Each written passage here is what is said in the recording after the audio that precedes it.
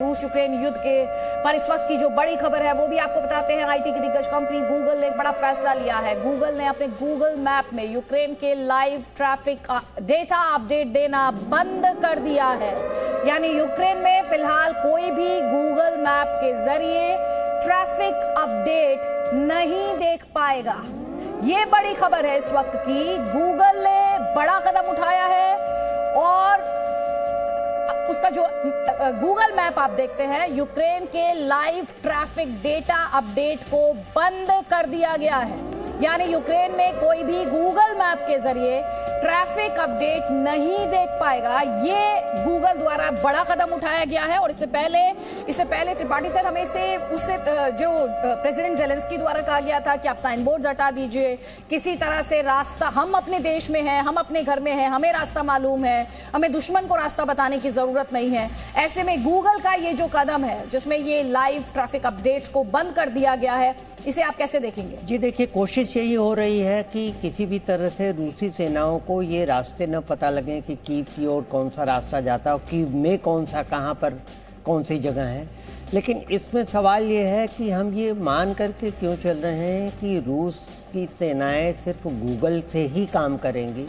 रूस के पास अपने सेटेलाइट भी हैं और काफ़ी उन्नत किस्म के हैं, उनसे भी वो अपने डायरेक्शंस ले सकता है। लेकिन ये बात है कि रूस को परेशानी तो होगी, क्योंकि न गूगल मैप रहेगा और न कोई साइन बोर्ड्स रहेगा गलियों का, शहरों का, रास्तों का। तो उससे रूसी सेना को परेशानी तो होगी, हर्डल तो होगी। लेकिन फिर भी ये चीज़ इनएविटेबल है, इसको डिले किया जा सकता है, रोका नहीं जा सकता। अब यही है कि अगर जो वार्तालाप हो रही है, इस वार्तालाप में कुछ निकल करके आए तभी इसका हालांकि ये जो मीटिंग है, इसे लेकर जेलेंस्की पहले ही कह चुके हैं कि उन्हें बहुत ज्यादा उम्मीदें नहीं है, वो उम्मीदें नहीं कर रहे हैं। लेकिन उन्होंने कहा कि बातचीत करना चाहते हैं, इसलिए बातचीत के लिए उनकी तरफ से ये डेलीगेशन गया है। और इसी बीच जो बड़ी खबर है, 249 भारतीयों को लेकर बुखारेस्ट से एयर इंडिया का विमान दिल्ली पहुंच चुका है। इस विमान में 249 भारतीय थे।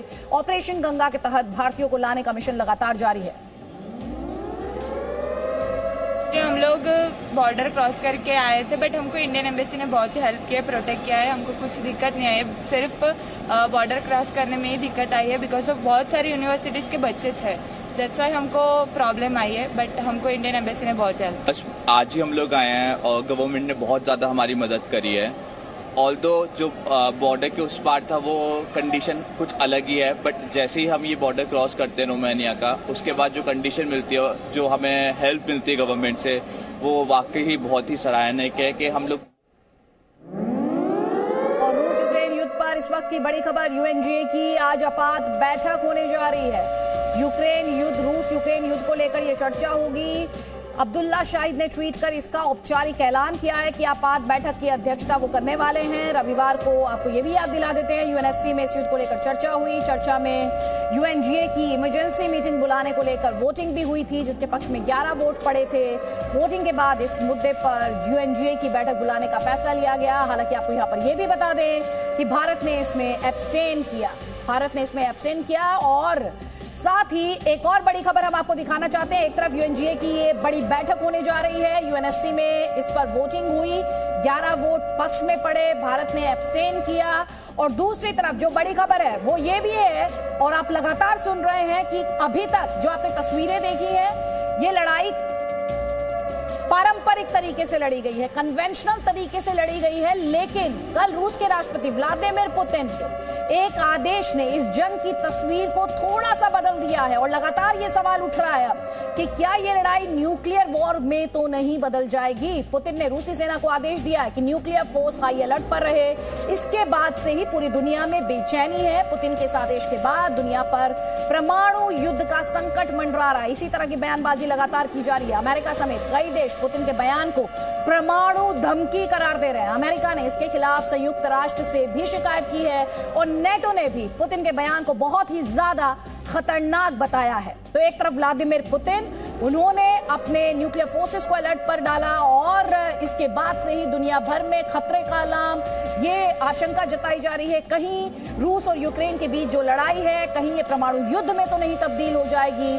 और अमेरिका समेत कई बड़ी कंट्रीज और साथ ही नेटो लगातार व्लादिमीर पुतिन के इस स्टेटमेंट की आलोचना कर रहे हैं। हमारे साथ रोहित है। रोहित, ये जो परमाणु हमले की धमकी दे रहे हैं Putin, United states of America कह रहा है, और इस सिलसिले में जो इंटेलिजेंस एजेंसीज हैं वो क्या कह रही हैं? देखिए, जो मैं थोड़ी देर पहले कहा था अदिति, कभी भी अगर इस तरह का कोई थ्रेट देता है तो उसे सीरियसली लिया जाता है, लेकिन डिस्पेल करने की कोशिश की जा रही है। ये बताया जा रहा है कि व्लादिमीर पुतिन जो है वो शायद स्ट्रेस में है, इतनी इजीली वो यूक्रेन पे कब्जा नहीं कर पाए, और वो कहीं ना कहीं एक जो बुली की उनकी जो इमेज रही है वो दिखा रहे हैं, वो दर्शा रहे हैं कि जो पुतिन है और रशिया है वो इस हद तक भी जा सकता है अपनी बात मनाने के लिए। तो इसे हल्के में कोई नहीं ले रहा, लेकिन साथ ही साथ पूरी कोशिश ये है कि ये कहीं पे भी कोई भी मिस इन्फॉर्मेशन ना आ पाए, क्योंकि देखिए अगर मिस इन्फॉर्मेशन से एक न्यूक्लियर वॉर स्टार्ट हो जाएगा तो ये पूरी दुनिया के लिए, पूरे विश्व के लिए बहुत बड़ा खतरा होगा। तो इंटेलिजेंस एजेंसियां लगातार लगी हुई है और मॉनिटर कर रही है सिचुएशन को, और जो भी डिस इन्फॉर्मेशन आ रही है उसको डिस्पेल करने की पूरी कोशिश कर रही है। अदिति और त्रिपाठी सर, इस पर जल्दी से एक कमेंट मैं आपका भी चाहती हूँ, क्योंकि हम लगातार इसे लेकर एक और पीस ऑफ इंफॉर्मेशन देते हैं, उसके बाद त्रिपाठी सर मैं आपको फ्लो दूंगी। इस परमाणु धमकी, जिसे अमेरिका इसे परमाणु धमकी बता रहा है, जो न्यूक्लियर फोर्सेस को मोबिलाइज किया गया है रशिया के प्रेसिडेंट द्वारा, और रूस को सऊदी अरब का साथ मिला है। ये एक और बड़ी खबर है। Organization of the petroleum exporting countries यानी ओपेक के सदस्य सऊदी अरब ने रूस का समर्थन किया है। सऊदी अरब ने कहा कि रूस के साथ ओपेक प्लस समझौते के तहत प्रतिबद्ध है। ओपेक प्लस समझौते के तहत प्रतिबद्ध है, रूस को साथ मिल रहा है यहाँ पर सऊदी अरब का। त्रिपाठी सर, अभी तक हमने देखा यूक्रेन के साथ पूरी दुनिया खड़ी दिखाई देती है, लेकिन अब रशिया के साथ हम सुन रहे हैं।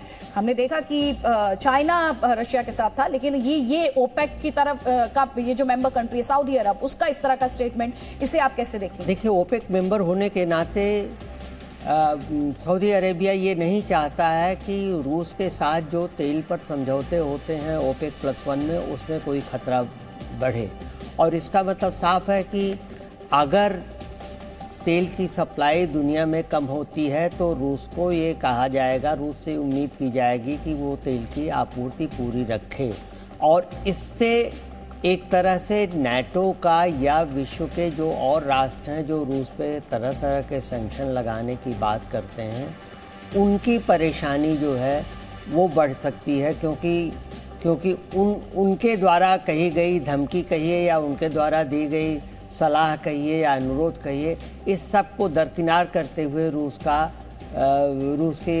से सप्लाई जारी रखने की उम्मीद है। और ये एक तरह से जर्मनी के भी फ़ायदे में है, क्योंकि देखिए आप नॉर्ड स्ट्रीम जो है वो नॉर्ड स्ट्रीम 2 बंद हो चुकी है, वो खुली ही नहीं है मतलब, और नॉर्ड स्ट्रीम 1 जो है जो जर्मनी को सप्लाई करती है 55 अरब क्यूबिक मीटर गैस प्रतिवर्ष, वो बंद नहीं की गई है, क्योंकि वो एक तरह से जर्मनी के लिए एनर्जी की लाइफलाइन है, जर्मनी और फ्रांस दोनों के लिए। तो ये ठीक है। एक और इम्पोर्टेंट पॉइंट है, जो न्यूक्लियर डेटरेंस को अलर्ट पर रखा व्लादिमीर पुतिन ने, ये उनकी बौखलाहट है या दुनिया के लिए खतरे की घंटी है? ये मेरे ख्याल से एक और ये मूव है उनका, स्ट्रेटेजिक मूव, कि जब कुछ नहीं काम कर रहा है तो न्यूक्लियर युद्ध की, परमाणु युद्ध की धमकी दे दो, और उससे शायद दुनिया में दहशत, अफरा तफरी मच जाएगी, और वो मच भी रही है, क्योंकि वो वहाँ तक ले जाना चाहते हैं युद्ध की या युद्ध पर अपनी धमकी को जहाँ तक वो कारगर हों। तो मुझे नहीं लगता कि वो इतने नाइव होंगे, इतने अनजान होंगे कि वो परमाणु युद्ध शुरू करा देंगे, लेकिन मुझे ये लगता है कि ये धमकी दे करके उन्होंने कम से कम एक बेचैनी नाटो में और दुनिया में बढ़ा दी है, ये देखने के लिए कि शायद इसका परिणाम ये हो कि शायद लोग यूक्रेन को मदद करना कम कर दें। ठीक है। भारत में यूक्रेन के राजदूत ने यूक्रेन में इस वक्त जो विध्वंस हो रहा है उससे जुड़ी हुई तस्वीरें और जानकारी हम आप तक लगातार पहुंचा रहे हैं। उस तबाही की जानकारी दी है यूक्रेन के राजदूत के मुताबिक। उनकी बेटी ने बताया कि उनके घर के बाहर आकर एक मिसाइल गिरी जिससे भारी तबाही हुई है। The amount of casualties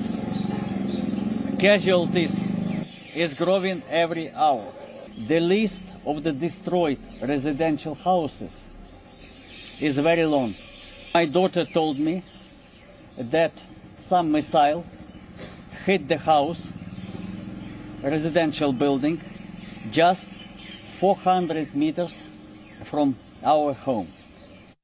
Presenting B News app, available on Google Play and App Store. Download it now.